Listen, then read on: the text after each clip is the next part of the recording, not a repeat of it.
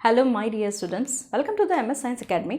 मैं हूं मीनू श्रीवास्तव और आज हम डिस्कस करेंगे बायोटेक्नोलॉजी में यूनिट 1 के जो टॉपिक है एंजाइम इमोबिलाइजेशन। ठीक है, ये जो ये टॉपिक है ये बहुत इंपॉर्टेंट टॉपिक भी है और कुछ एक नया टॉपिक भी है और कह सकते हैं इंटरेस्टिंग टॉपिक भी है।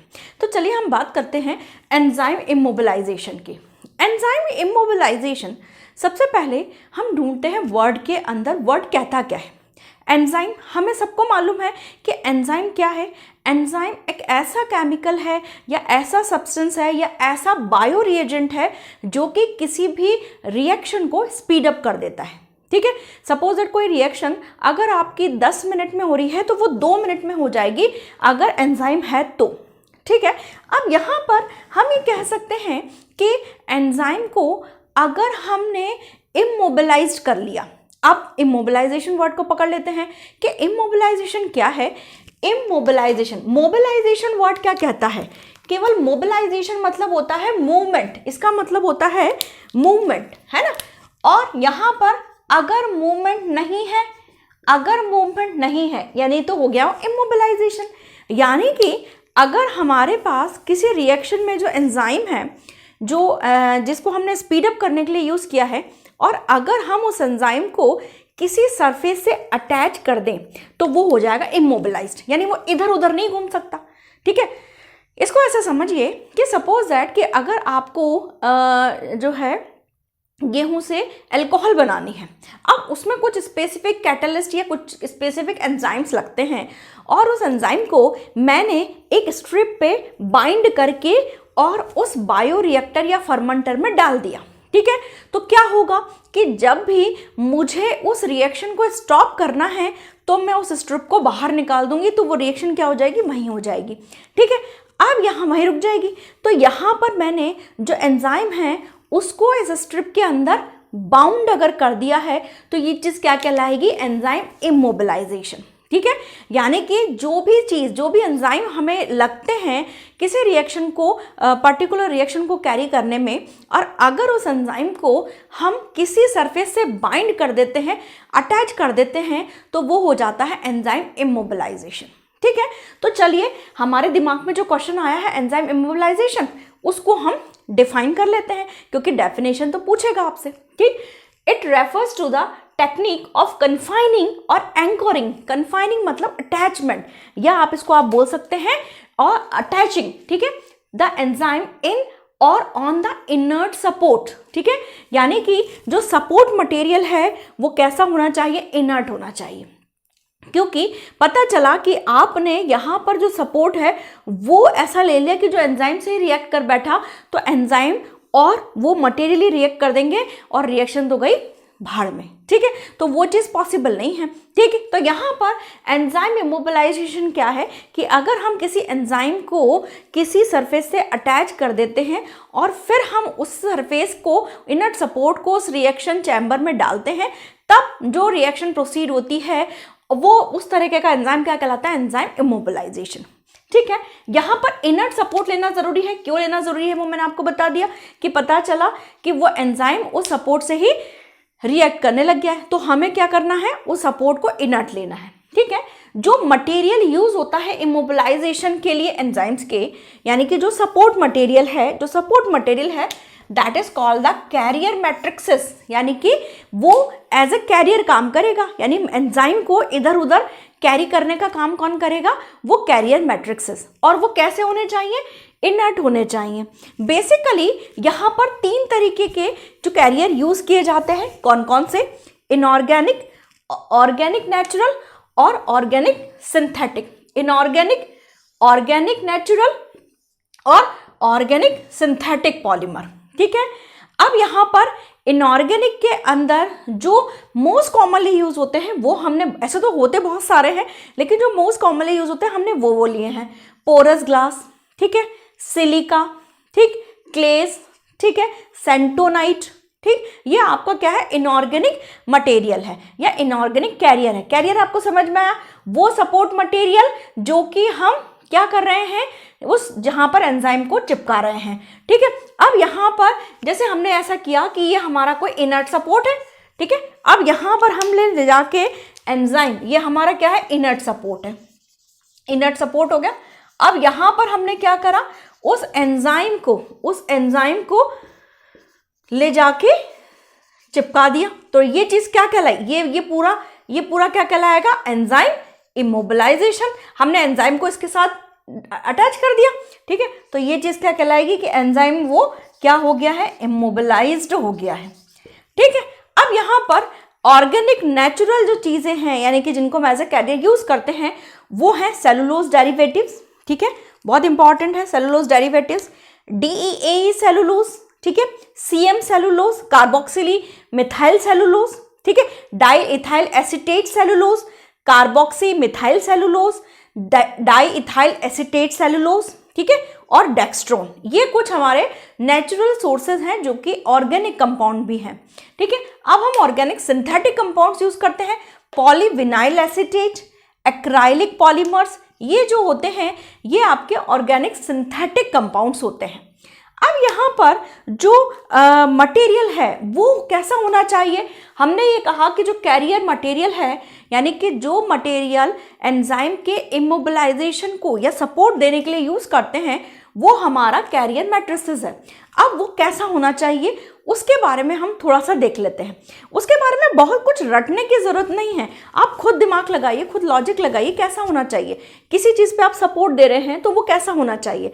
सबसे पहला कि कॉस्ट इफेक्टिव, इंडिया में कोई बात आती है तो वो सबसे पहले कि कोई भी चीज़ कॉस्ट इफेक्टिव होनी चाहिए। ऐसा नहीं है कि एंजाइम से महंगा तो उसका सपोर्ट ही आ गया तो वहीं जो है हमारा जो कॉस्ट बढ़ जाएगी। तो सबसे पहला कॉस्ट इफेक्टिव होना चाहिए, ठीक है।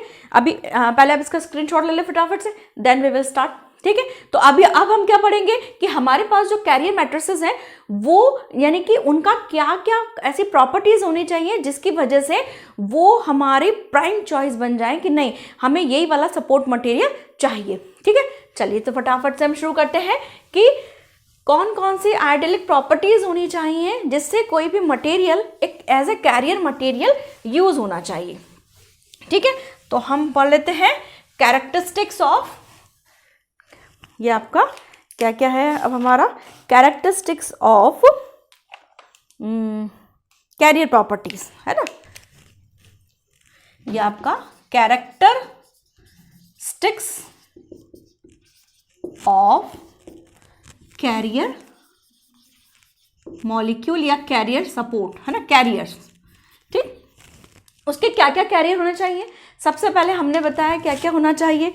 एक तो आपका इनर्ट सपोर्ट होना चाहिए, एक तो कॉस्ट इफेक्टिव, सबसे पहले हमने बोल दिया कि कॉस्ट इफेक्टिव होना चाहिए, ठीक है। दूसरा इनर्ट होना चाहिए। इनर्ट क्यों ना, इनर्ट मतलब कि वो एंजाइम से ही रिएक्ट नहीं करना चाहिए। पता चला वही एंजाइम से बाइंड बना के बैठ गया, अब आपने रिएक्टेंट डाला है तो रिएक्टेंट को वो एंटरटेन ही नहीं कर रहा है। क्यों? क्योंकि एंजाइम बहुत खुश है उस इनर्ट सपोर्ट के साथ, तो वहाँ वो नहीं होना चाहिए, इसलिए इनर्ट होना चाहिए। तीसरा यहाँ पर कॉस्ट इफेक्टिव तो है ही, ठीक है, और एंजाइम में कोई मॉडिफिकेशन नहीं करना चाहिए। No modification, produce no modification, ऐसा लिखिए इसको, प्रोड्यूस नो मॉडिफिकेशन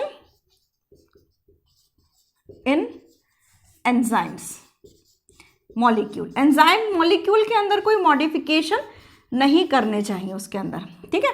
तो इसके अलावा जो है ये जो है इजीली अवेलेबल, पता चला कि इनर्ट सपोर्ट हमने ऐसा पसंद कर लिया कि वो बहुत उसको कहीं से मंगवाना पड़ रहा है और उससे कॉस्ट भी बढ़ रहा है, ठीक है।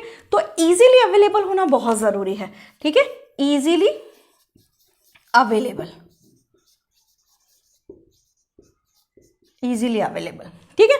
अब यहाँ पर जो है इसके अलावा इजीली अवेलेबल जो है ना, अब यहाँ पर एक और चीज़ हम बोल सकते हैं कि एक और क्वालिटी या कुछ क्वालिटी भी होनी चाहिए कि उसकी रीजनरेशन कैपेसिटी अच्छी होनी चाहिए। रीजनरेशन मतलब कि जब रिएक्शन पूरी कंप्लीट हो जाए तो वो इजीली जो है एंजाइम्स को रीजनरेट कर दे, यानी एंजाइम्स को अपने से अलग कर दे। क्यों? क्योंकि हमको वही, जब हमको नया दूसरी कोई रिएक्शन में वो एंजाइम चाहिए और वो सपोर्ट मटेरियल उसके लिए सूटेबल नहीं है उस रिएक्शन के लिए, तो हम वो हटा सके। तो रीजनरेशन कैपेसिटी, ये भी हम बोल सकते हैं कि उसका रीजनरेशन कैपेसिटी कैसा होना चाहिए, अच्छा होना चाहिए, ठीक है। ये भी हम बोल सकते हैं। ठीक है, इसके अलावा जो है इसमें माइक्रो कंटामिनेशन नहीं होना चाहिए कोई भी, यानी कि ऐसा कोई चीज़ हो कि उसके अंदर हमारा जो है माइक्रो कंटामिनेशन, मतलब कि उसमें पता चला कि इनर्ट सपोर्ट मटेरियल के अंदर बहुत ज़्यादा माइक्रो कंटामिनेशन हो ना, वो चीज़ भी नहीं होना चाहिए। तो इसमें हम देख सकते हैं अवॉइड माइक्रो कंटामिनेशन, है ना, कंटामिनेशन, ये हो गया। ठीक है, तो ये क्वालिटीज होनी चाहिए जिससे एक सपोर्ट मटेरियल एक आइडियल सपोर्ट मटेरियल या आइडियल कैरेक्टरिस्टिक बन जाए। ठीक है, अब हमारे पास इमोबिलाइजेशन हम करते क्यों हैं, इसके एडवांटेजेस और डिसएडवांटेजेस हम पढ़ना चाहेंगे। यानी कि हम ये देख लें कि भाई कोई इमोबिलाइजेशन हम कर रहे हैं तो उसके क्या क्या फ़ायदे हों कि हम जो है उसको करना पसंद करें, और क्या क्या अगर फ़ायदे हैं तो कुछ नुकसान भी हैं, तो वो नुकसान भी हम पढ़ लेते हैं। ठीक है, तो यहाँ पर अब हम पढ़ लेते हैं कि किसी भी इमोबिलाइजेशन टेक्निक के क्या क्या एडवांटेजेस हो सकते हैं या क्या क्या डिसएडवांटेजेस हो सकते हैं, जो कि एक जनरल टर्म्स है। ठीक है, कर लिया आपने फटाफट से। चलिए हम बात कर लेते हैं कि अब उसमें इमोबिलाइजेशन टेक्निक के क्या क्या एडवांटेजेस होने चाहिए। देखिए, एडवांटेजेस तो ये है कि बहुत जो है एक सपोर्ट है, और यहाँ पर एंजाइम बहुत अच्छे से हमको फटाफट से मिल जाता है। ठीक है, तो इसके एडवांटेजेस क्या क्या हैं, तो अब हम कर लें कि एडवांटेजेस ऑफ एंजाइम इमोबिलाइजेशन, है ना।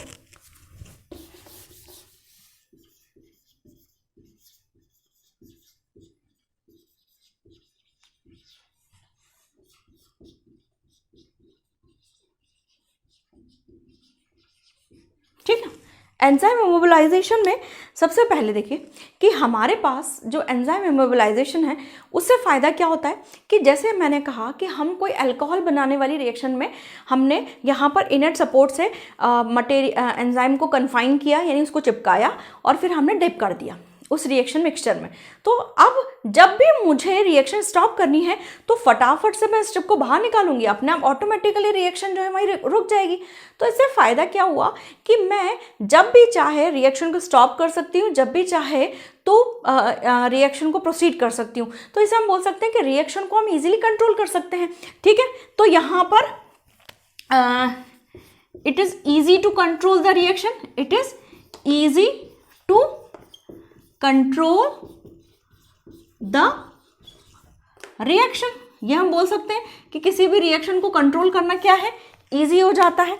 दूसरा, यहाँ पर क्या हो सकता है कि हम जहाँ पर भी उसको रीयूज़ करना है, भाई एक चिप जैसा ही तो है वो, चिप जैसे आप मोबाइल चिप होती है उसी तरीके का ही तो है, तो इट कैन बी रीयूज्ड, इसको हम रीयूज़ भी कर सकते हैं, रीयूज़। ठीक है, अब यहाँ पर इसके अलावा जो है रीयूज़ के अलावा, हाँ, अब हमने कहा है कि एंजाइम को हम इजीली सेपरेट कर सकते हैं, लेकिन अगर हम एंजाइम को ऐसे लिक्विड डालेंगे तो वहाँ पर जो प्रोडक्ट आएगा उसमें से हमारे पास एक काम और रहेगा कि हमको एंजाइम भी सेपरेट करना है, तो उसके लिए फिर अलग अलग हमें प्रोसीजर लगाने पड़ते हैं जिससे कॉस्ट बढ़ता है। तो हम इसको बोल सकते हैं कि जो इमोबिलाइजेशन की टेक्निक की वजह से जो सेपरेशन है वो ईजी बन जाता है। तो easy separation, easy separation of enzyme from reaction mixture।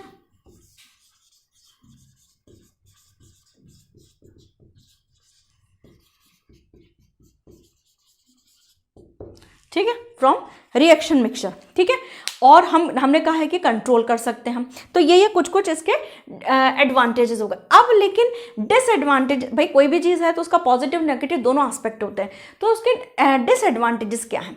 देखिए, कई बार जो इमोबिलाइजेशन टेक्निक है, सबसे पहली तो बात कि इमोबिलाइजेशन टेक्निक हर एंजाइम के लिए यूज़फुल नहीं हो सकती, यानी कि कुछ एंजाइम ऐसे होते हैं जो सपोर्ट मटेरियल पे, यानी उनके लिए अप्रोप्रिएट सपोर्ट मटेरियल ढूंढना मुश्किल होता है, तो it is not available for all the enzymes. ये भी एक जो है डिसएडवांटेजेस में आएगा। तो हम ये बात कर लेते हैं कि डिसएडवांटेजेस, है ना, not for all the material, है ना, not for all the enzymes, है ना, सभी एंजाइम्स के लिए पॉसिबल हो ऐसा हो जाए, ये पॉसिबल नहीं है। दूसरा, कई बार क्या होता है, कई बार क्या ऐसा होता ही है कि इनर्ट सपोर्ट मटेरियल्स भी महंगे आते हैं, तो एंजाइम इमोबिलाइजेशन टेक्निक्स जो होती है वो कॉस्ट को इंक्रीज कर देती है, तो ये लिटिल बिट कॉस्टली हो जाती है, हाई कॉस्ट एक ये हो जाता है, हाई कॉस्ट भी है इसका, ठीक है। उसके बाद ये हो जाता है कि कई बार जब एंजाइम इससे अटैच होता है तो एंजाइम का अटैचमेंट के बाद एंजाइम का कुछ कन्फॉर्मेशनल चेंजेस भी कर देते हैं, तो वो भी जो है कह सकते हैं कि एक दिक्कत का कारण है, कि डिसएडवांटेजेस में हम कर सकते हैं। तो इसको हम बोल सकते हैं कि it affect the stability, stability भी और रिएक्टिविटी भी, it affect the stability, stability of enzyme, और कई बार उसकी रिएक्टिविटी भी प्रभावित होती है, हम ये बोल सकते हैं it affects the reactivity of enzymes, है ना, ऐसा भी हो सकता है।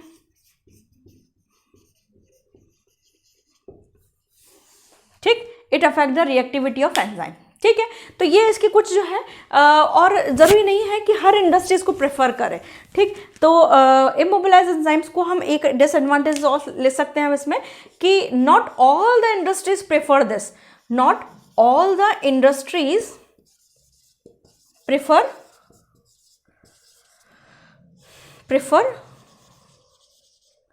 This technique.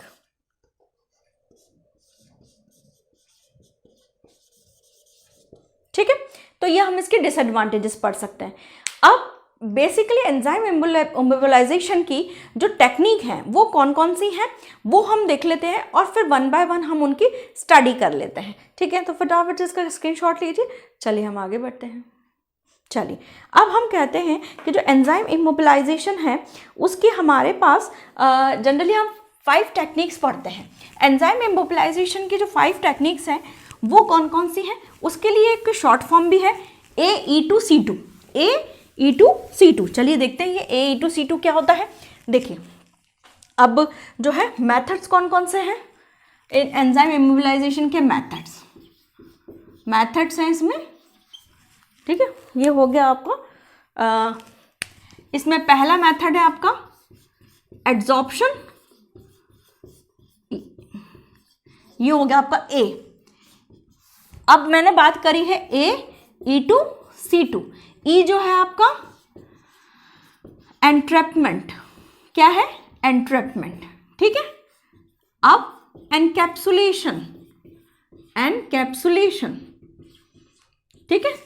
अब उसके बाद C2, C आपका क्या हो जाएगा कोवेलेंट बॉन्डिंग, ठीक है। और एक और जो C है वो है आपका क्रॉस लिंकिंग, क्या है क्रॉस लिंकिंग, ठीक है। तो यहाँ पर ये अगर आप चाहें तो इसको एक कंसेप्ट से याद रख सकते हैं, AE2C2, A for adsorption, E यानी कि AEECC, A adsorption, C entrapment, E encapsulation, C covalent bonding और C क्रॉस लिंकिंग, ठीक है। तो ये 5 हमारे मेन टेक्निक्स हैं जो कि एंजाइम इमोबिलाइजेशन के लिए यूजफुल हैं, ठीक है। तो चलिए अब नेक्स्ट वीडियो में हम बात कर लेंगे कि कैसे कैसे जो है इनको हम इनकी एक एक टेक्निक्स को कैसे कैसे हम समझते हैं, ठीक है। Thank you.